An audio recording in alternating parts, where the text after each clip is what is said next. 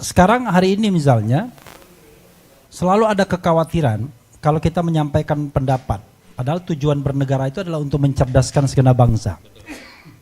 Orang bisa cerdas kalau ada demokrasi, ada kebebasan menyampaikan pendapat baik secara lisan dan tulisan. Tapi mood hari ini kita tahu setiap kita menyampaikan sesuatu selalu ada was-was. Jangan-jangan kita bisa diadukan dengan Undang-Undang Nomor 1 1946, yaitu menyebarkan berita bohong, atau Undang-Undang ITE, yaitu menyebarkan ujaran kebencian yang berbau sara. Jangan-jangan di antara kita ini sudah pernah jadi korban, minimal dilaporkan. Jadi kalau kita lihat dari perspektif demokrasi, dirty vote itu adalah bagian dari ekspresi anak bangsa untuk mengungkapkan apa yang terjadi sesungguhnya karena dia cinta dengan tanah airnya. Dan yang ngomong itu tidak sembarangan. Yang ngomong itu adalah 3 pakar hukum tata negara yang saya kenal baik integritas mereka, dan mereka sudah lama berkecimpung di society. Jadi apa yang mereka sampaikan itu kalau saya nilai itu bukan sesuatu yang aneh. Karena sesungguhnya apa yang mereka sampaikan itu hanyalah sesuatu yang sudah kita ketahui dari pemberitaan-pemberitaan media. Hanya persoalannya mereka lebih maju untuk menggali lebih dalam mengenai perspektif hukum dan tata negaranya.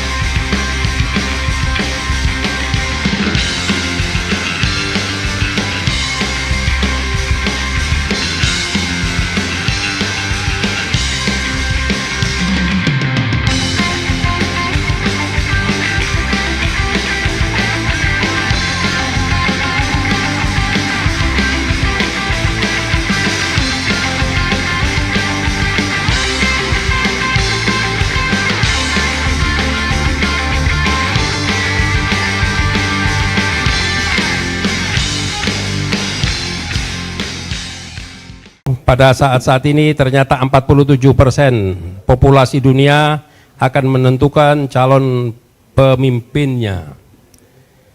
Karena di tahun 2024 sebanyak 40 negara akan mengadakan pilpres, dan di beberapa negara juga sudah ada yang menggelar pilpres seperti Azerbaijan, Bangladesh, Taiwan, Bhutan, Finlandia, El Salvador, Portugal, dan Rusia, yaitu pada bulan Maret. Lalu bagaimana persiapan kondisi KPU dalam mempersiapkan pemilu besok di tanah air kita?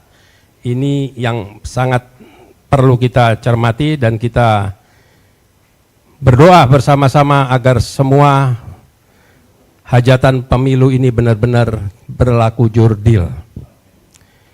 Kemudian masyarakat Indonesia sudah menilai bagaimana kualitas para paslon masing-masing melalui debat capres dan cawapres kemarin. Dari semua debat capres dan cawapres, paslon mana yang lebih menguasai dan memahami kondisi Indonesia hari ini, insya Allah kita akan kupas sebentar lagi. Lalu ada lagi isu-isu hangat nanti yang tidak kalah pentingnya, kita bisa juga membahas dan kita bisa mendapat pencerahan dari para tokoh-tokoh yang ada di samping saya ini, insya Allah, termasuk mengenai pertahanan, geopolitik global, karena siapapun presiden dan wapresnya akan memikul tanggung jawab geopolitik yang besar yang dibebankan kepada mereka nantinya.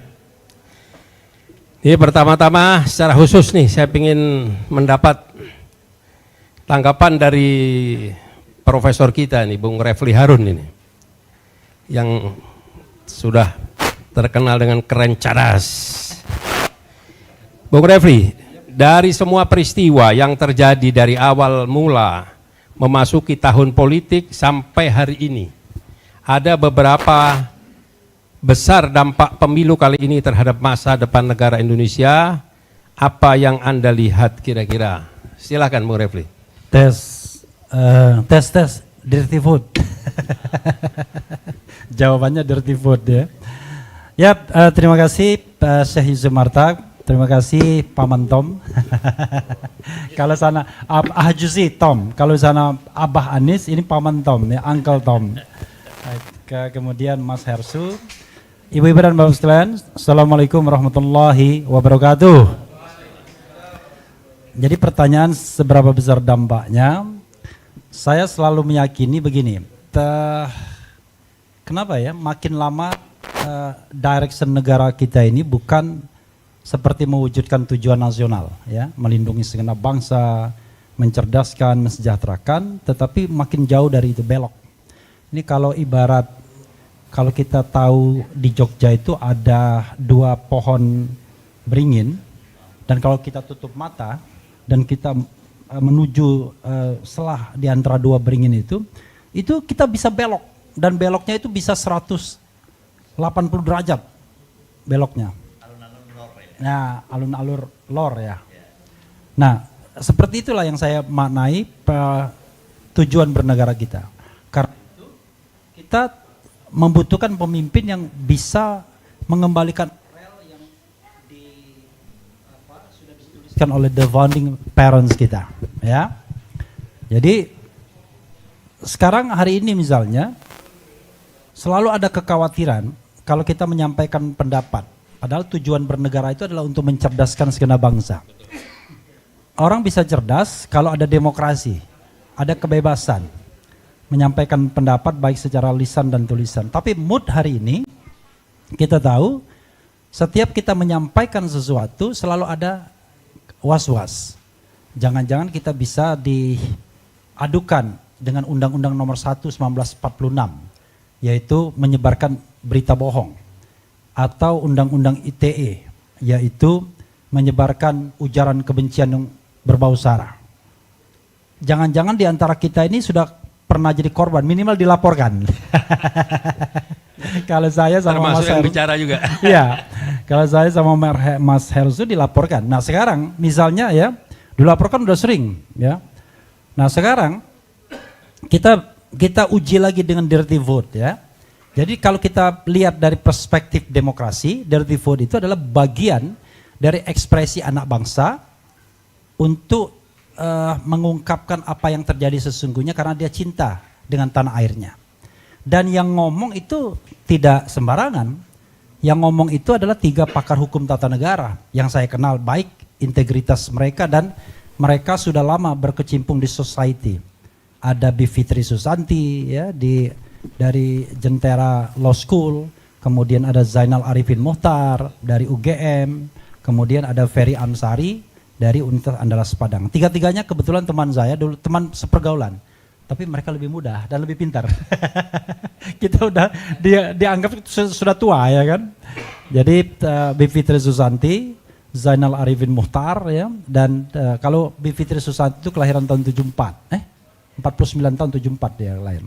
Kemudian kalau Zainal Arifin Muhtar kelahiran tahun 78, Ferry Amsari tahun 80. Kayaknya lebih tua kita semua ya dengan mereka.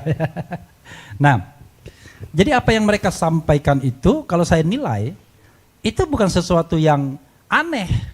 Karena sesungguhnya apa yang mereka sampaikan itu hanyalah sesuatu yang sudah kita ketahui dari pemberitaan-pemberitaan media.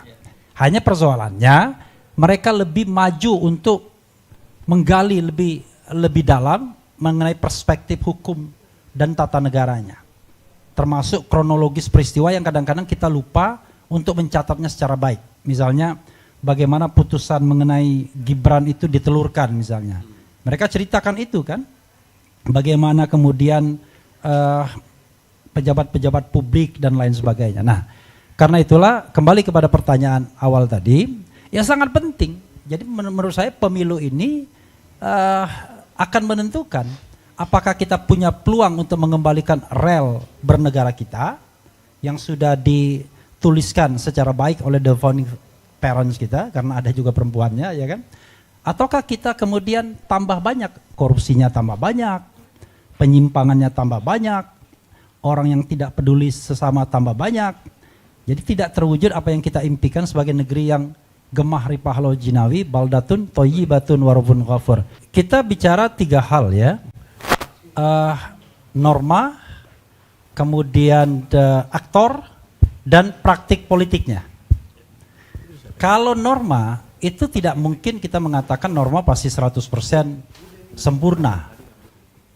Kalau kita misalnya kaitkan dengan norma pemilu, dari awal saya katakan kecurangan itu sudah didesain.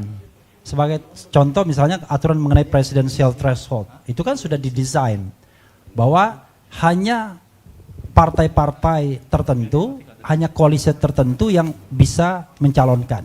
Nah dalam konteks ini, gara-gara presidential threshold ini kan sebenarnya hampir pemilu itu cuma diikuti oleh 2 calon saja. Kalau seandainya koalisi istana itu solid, karena sudah menguasai lebih dari 80% suara. Kalau lebih dari 80% suara sementara thresholdnya 20%, kan tidak mungkin calon di luar istana. Kalau seandainya koalisinya rapat. Nah, tetapi kan ada aktor, ada praktik politiknya. Rupanya ada aktor yang kemudian menolak untuk kooptasi itu kan, sehingga ada calon alternatif. Kenapa? Bukan bisa dibilang asumsi. Oh, bukan asumsi, ini planning ini desain. Ya, desain kecurangan itu sudah mulai dari hulunya kalau saya katakan. Tapi ada aktor yang mungkin yang kemudian entahlah ya enlighten dia, tersadarkan, ya, tercerahkan dan kemudian dia memilih keluar dari orbit istana. Maka kemudian kita ada calon alternatif tanpa menyebut nama ya. Nah, kemudian tapi praktik kecurangan tersebut ya luar biasa karena aktor-aktor politik yang ingin curang lebih banyak dari aktor-aktor politik yang ingin menjaga kewarasan pemilu. Karena itu menurut saya kalau kita mau perbaiki ya 3 itu. Normanya kita perbaiki, aktornya kemudian harus punya komitmen untuk perbaikan bangsa, praktik politiknya juga harus dijaga lebih baik. Kalau ketiga itu bisa kita jaga, kita perbaiki, kita evaluasi, ya mudah-mudahan nanti pemilu-pemilu ke depan kita akan mendapatkan pemilu yang jauh lebih jujur dan lebih adil. Kalau ditanyakan sekarang kepada saya apakah pemilu itu sekarang jujur dan adil? From the beginning saya katakan sudah tidak jujur dan tidak adil dari awal. Nah sekarang kita hanya berharap bahwa gelombang orang yang menolak kecurangan itu makin besar pada tanggal 14 Februari. Orang ditanyakan kepada saya, kok takut sekali sih kalau pemilu itu curang? Nah, saya justru bertanya, kok Anda takut sekali kalau pemilu itu jurdil? Iya, kok kenapa Anda kok takut pemilu jurdil? Bukankah pemilu jurdil itu adalah pemilu konstitusional? Pemilu yang sudah dituliskan dalam Undang-Undang Dasar 1945 bahwa pemilu dilangsungkan secara langsung, umum, bebas, rahasia, jujur dan adil. Ya, jadi pemilu yang jurdil itu adalah pemilu yang taat konstitusi. Masa orang taat konstitusi dipersoalkan? Justru kalau pemilu itu curang, TNI Polri tidak netral, ASN tidak netral, menggunakan resources negara, baik itu fasilitas maupun finansial, maka itulah masalahnya di kita. Itu namanya pengkhianatan terhadap konstitusi. Kalau pengkhianatan terhadap konstitusi itu dilakukan oleh presiden misalnya, ganjarannya impeachment, pemakzulan atau pemberhentian presiden. Karena memang sudah dituliskan, salah satu contoh dari article of impeachment itu adalah pengkhianatan terhadap negara. Pengkhianatan terhadap negara itu salah satunya adalah pengkhianatan atau pelanggaran terhadap konstitusi. Jadi itu yang ingin saya sampaikan lagi.